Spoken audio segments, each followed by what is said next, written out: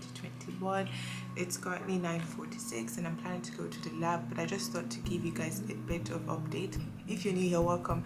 My name is Aisha and I'm a second year PhD student at the University of Cambridge.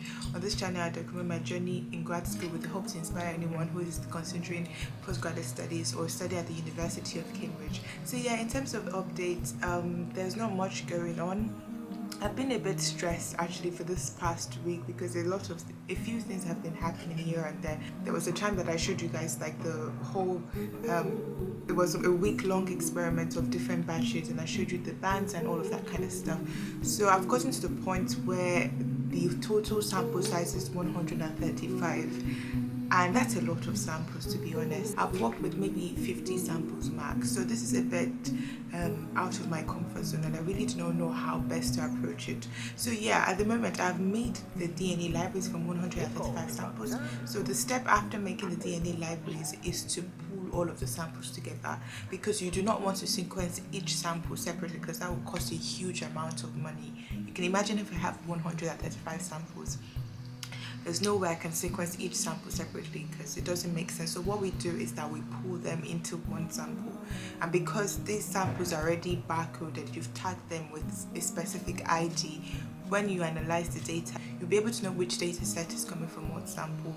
So yeah, so I guess the issue that I've been facing a bit is because, as I said in the past, I've only worked with 50 samples max. So now there's a different strategy that you have to apply if you're working with a large number of samples, like 135 for example. So I've been a bit hesitant to just jump on the next step of pulling the samples and sending them for sequencing, because this step is super important. If you mess it up, the problem will be that some samples will be overrepresented in the data, so you will see data on just a few samples, and the other samples that you didn't pull in the right amount will be super low, so you won't be able to get data from those samples. So I guess what I'm trying to explain is that it takes a lot of planning, a lot of thinking before you just jump on, especially if it's something that you're doing for the first time. So whenever I experience anything like this in the lab, when I'm discovering something when I'm trying to do something that I've never done before, I usually ask around, because as I mentioned to you guys once, that I'm very grateful for the amount of support that I'm able to get from my lab, since it's such a big, huge group, and you can also reach out to so many different people depending on what aspect of your project you're trying to troubleshoot. So in the past couple of days, I've been sending emails to people that I think have experienced something similar, and at the moment I'm getting conflicting advice, so I'm a bit even more confused. So there's an advice that I'm getting that I can pull the whole 135 together and it should be fine, but there's another advice that I'm getting that it's better to pull them separately, so you have maybe sub pools. So you have maybe 4 or 5 sub pools where you have maybe 30 samples in one pool, and then eventually you sequence those. I'm trying to send in more emails to more people to ask, because the thing is that they give me advice, but then they also maybe refer me to someone who they think is better at understanding the problem and giving me a maybe more accurate solution on how to go about it. So I guess what I'm trying to say is that for a PhD, because sometimes what you're doing, the point of a PhD is for you to do research on something that have never been done before, and also it has to be novel. So depending on how you see it, that could also be exciting, but at the same time it could be a bit challenging, because if you're walking through a path that no one has really walked through before, you sort of have to figure out so many things on your own, because there's a limit in the amount of help that people can offer you, if that makes sense. So I don't want this first intro part to be super long, but I just wanted to discuss that. So at the moment I'm still trying to figure out the best strategy to go about it, because to be honest, this is the largest data that I would ever produce for my PhD project, and that's why I took a lot of time to do all of the experiments step by step. So remember that I said that up until now all of the things I've been doing, they're just optimization work. So this is the actual testing of the methods that I've been optimizing on the real samples. So that's why I've been super careful.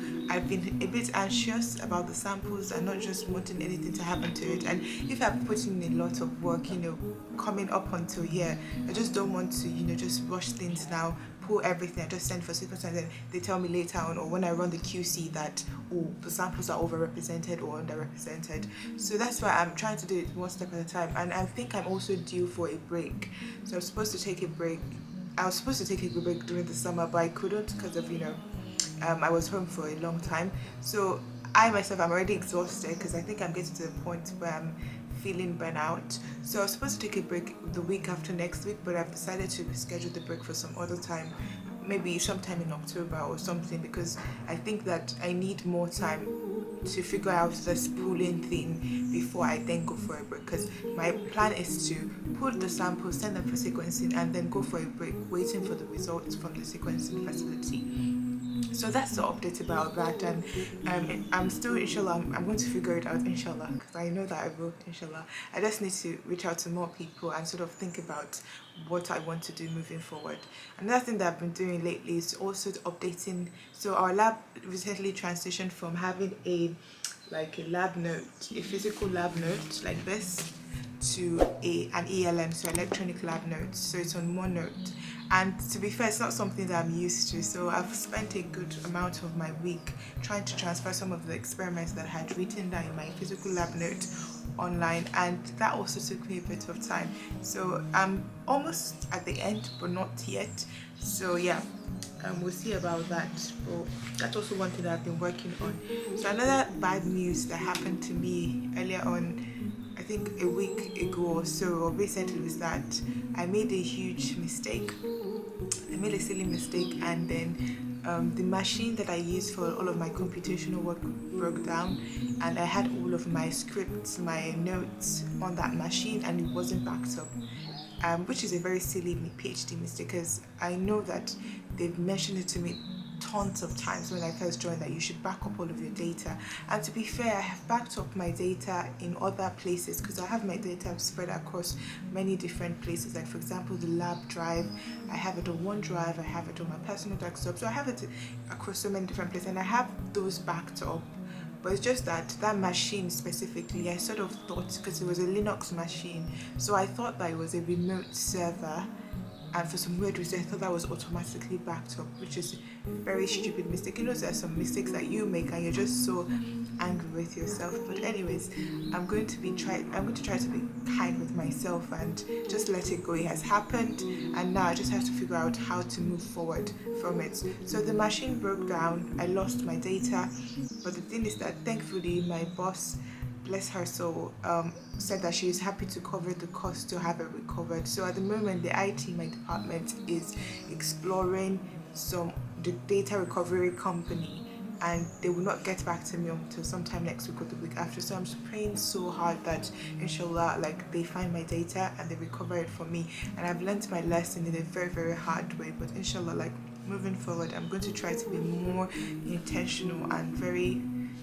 careful about the way I store my data. So yeah, that's another thing that I've been struggling with in terms of anxiety and stuff, because when I found out that the machine broke down, I was really, really scared. Not scared, but I was nervous, I was sad, I didn't know what to do, I was confused as well. But then when I spoke to my boss, she sort of I think the fact that she just said that she would try to support as best as she can made me feel a bit okay, I'm not on my own on this. So yeah, that's another bad news that's happened. I know that this camera is rolling for longer, but I just thought that it's important that I give you this update, because since there are lots of things that have happened in between, I just don't want to pick up the camera and just talk without making reference to it. So yeah, today I'm doing one of my least favorite things to do. So we're due for another HTA audit in the lab. If you guys don't know about Human Tissue Act, I talked about this in my first vlog, which I'll reference somewhere here. So there's usually, I think, an audit where they visit the lab to see if people are doing things correctly. I think every 6 months or so, I don't know, I can't remember the numbers. So we're due for another HTA audit, I think sometime next week. So the lab manager asked all of us to submit all of our documents. So the issue now is that, remember that I told you guys that I'm exploring another cohort for my study. There's a cohort that we get internationally, but there's also another cohort that I have in the lab, which is from the UK. So that was the one that I was asking a clinician to help me to find. So this cohort, I've already handled all of the HTA stuff from the international cohort, which I referenced at some point when I resumed the lab back. That I was working on making that, recording that. So the cohort from the UK, I have not really done any recording on those. So I have like over 17 blocks and 17 boxes, and each box contains 100 slides. So there's a ton of slides that I need to record. So that's what I'm going to spend the bulk of my day today doing, which is one of my least favorite things to do, to be very honest, but you have to do it. Today is the deadline, so I really have to get that out of the way. So it's currently 9:58. So I need to leave because I'm already running late to start with. So I would go to the lab now and just do that, and I don't know. I'll see you guys, I think, whenever. Oh yeah, one more thing that I forgot to mention is that, so my neighbor has a plant here, so she got a package with the plant in it, and because she wasn't around, she asked in the group chat if anyone could help her to get the plant out of the package and just water it till she gets back. And to be honest, I've never really had experience with watering or taking care of a plant because I don't think I'm a plant person, but I decided to take that up, so I helped her to unpack it, and I've had it for I think 2 days now or so, and I've been trying to water it because there's currently some type of heat wave in the UK, so I think I probably needed a lot of water, but I tried to take care of it as best as I can. So now she's back today and she wants me to drop it in front of our room because I'll be away from the house. So I'm just going to go now to the lodge where she stays and drop it in front of her door. And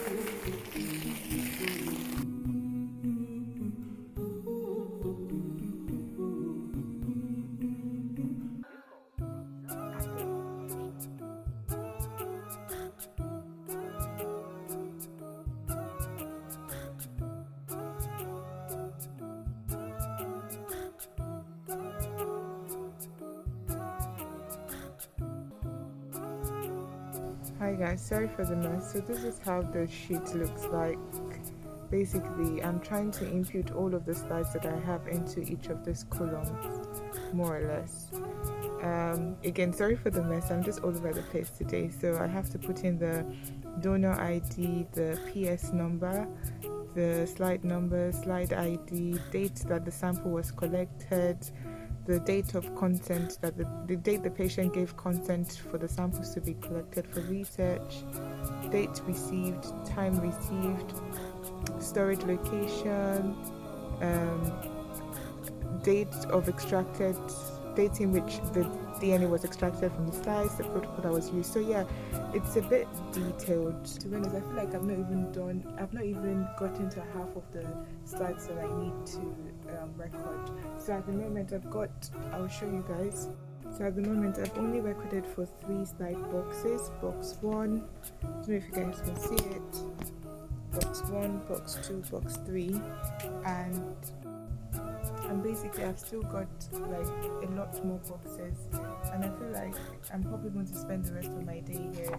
It's going to take me a very long time to finish everything, and I'm really not looking forward to it. But anyways, my colleagues already went downstairs for lunch, so I'm going to go now to join them. I'm just eating sandwich basically, and yeah, I just posted my vlog today about the time that I climbed the chapel rooftop. It took me a while to finish editing it, so I was checking if people have started watching it. I really do hope that people enjoy it, because I had you guys in mind when I went for the talk, and I was like, people that watch my videos will probably find this interesting, because that kind of event will occur maybe just once in a year, or once in 6 months, or once in 10. So yeah, it's quite a rare opportunity, and I just hope that you guys enjoyed it as much as I enjoyed taking you along. The only issue is that I was a bit skeptical about the fact that it was short, but other than that, I hope that people like it. So yeah, I'm going to try to see if I can video myself eating with my colleagues. If not, I would just eat and then come back upstairs, eat, pray, come back upstairs, and then continue with my predicament. I'll catch you guys soon. Right, so I just got back, and I think I got a notification from my Outlook that there's going to be a journal club happening in 10 minutes, and it's true. I remembered earlier on in the week, but I don't know why I forgot. So I'm going to tune into the journal club in 10 minutes, and I will try to sort out the HTA things as I listen. And then we also have the lab meeting at 3 p.m. So for the summer, I think all through August, I think some parts, yeah, all through August we didn't have lab meeting, because August is actually a time when most people take breaks, but I didn't take my break. So we had no lab meeting in August, so we resumed the lab meeting back last week. So I'll tune into that at 3 p.m. as well, and continue with the HTA stuff as I listen to the talks. So this is the paper for the journal club headlines. Not journal club headlines, the actual journal club. So the title is Mutational Landscape of Human Somatic and Germline Cells. And I sort of just read the abstract now. I should have read it extensively before now, but I didn't have the time to do that, unfortunately. But I went through the abstract to just get the gist of the paper, and I think that they just looked at the landscape of normal human individuals. So they wanted to see, so they compared the mutational landscape in 29 cell types from the soma and germline using multiple samples from the same individuals. So I think they were looking at normal tissue samples, because there's a trend in the field now where people are trying to see the kind of genetic landscape, the genomic landscape of what normal tissues look like, and then compare the genomic landscape to cancer landscape and see if there are similarities. So I'm guessing that the samples they looked at in this study is normal samples. I'll have to go through it later on to confirm. But yeah, I just wanted to show you guys the journal club paper. I might put the link in the description if it's something that people find interesting and want to look at. So yeah, they did look at normal tissues, so mutational signatures in normal tissues, I guess. Yeah, we'll see.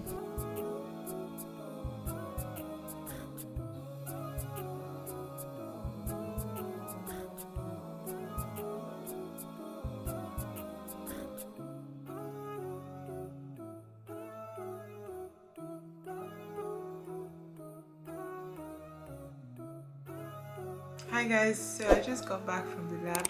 I should have ended the vlog at the lab, but I couldn't because I was very tired. So thankfully I finished with all of the slides that I wanted to record the information for the HTA assessment. So altogether I think I had about 15 or 16, I think about 16 slide boxes. I remember that each box contains about 100 slides. So yeah, I feel like if you want to torture me, tell me to arrange slides in box. That's the best way to get around if you want to torture my soul. I probably would have a PhD in arranging slides in the box by the end of this, rather than a PhD in medical science. But it's one of the most tedious and mundane things that you can ever do. And to be honest, I felt terrible today as I was arranging the slides, because it felt like they were not finishing. I'm trying my best not to sound too negative out of everything. Alhamdulillah, I'm just so glad that it's the weekend. So since it's the weekend, I can sort of just take tomorrow to recharge and rest, and hopefully I don't feel as exhausted as I feel at the moment. But yeah, thank you guys for watching. See you on my next one. Bye.